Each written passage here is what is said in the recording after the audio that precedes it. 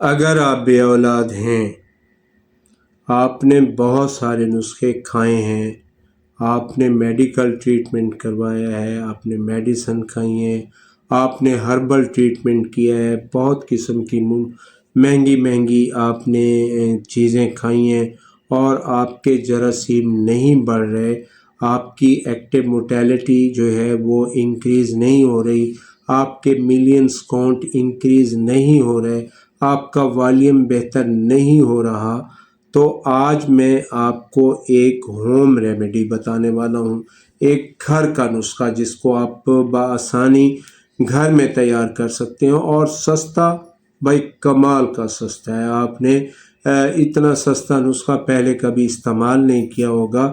اگر آپ اولاد کے خواہش مند ہیں، اگر آپ چاہتے ہیں کہ میری ایکٹیو موٹیلٹی بہتر ہو، میری جراثیم مادہ تولید میں جراثیم کی پیدائش بہتر ہو، تو ان کی حرکت پذیری بہتر ہو، تو پھر یہ نسخہ آپ کے لیے بہت بہترین نسخہ ہے۔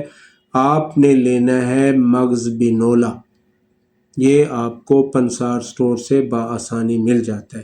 اس کو آپ نے کوٹنا ہے اور اس کا آٹا نکالنا ہے۔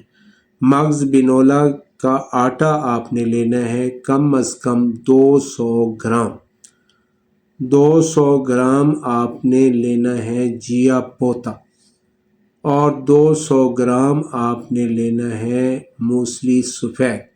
بس یہ تین چیزیں ہیں، ان کو آپ نے باریک کرنا ہے۔ باریک کرنے کے بعد ان میں آپ ذائقے کے لیے چاہیں تو 100 گرام مصری کا اضافہ کر سکتے ہیں۔ ایک چائے والا چمچ صبح، ایک چائے والا چمچ شام۔ یاد رہے اس نسخے کو شروع کرنے سے پہلے آپ نے اپنا ٹیسٹ کروانا ہے اور اس نسخے کو 1.5 ماہ تک آپ نے استعمال کرنا ہے اور کھٹی چیزوں سے، تلی ہوئی چیزوں سے، چکنائی والی چیزوں سے اوائڈ کرنا ہے۔ اس کے ساتھ آپ نے ورزش بھی ضرور کرنی ہے۔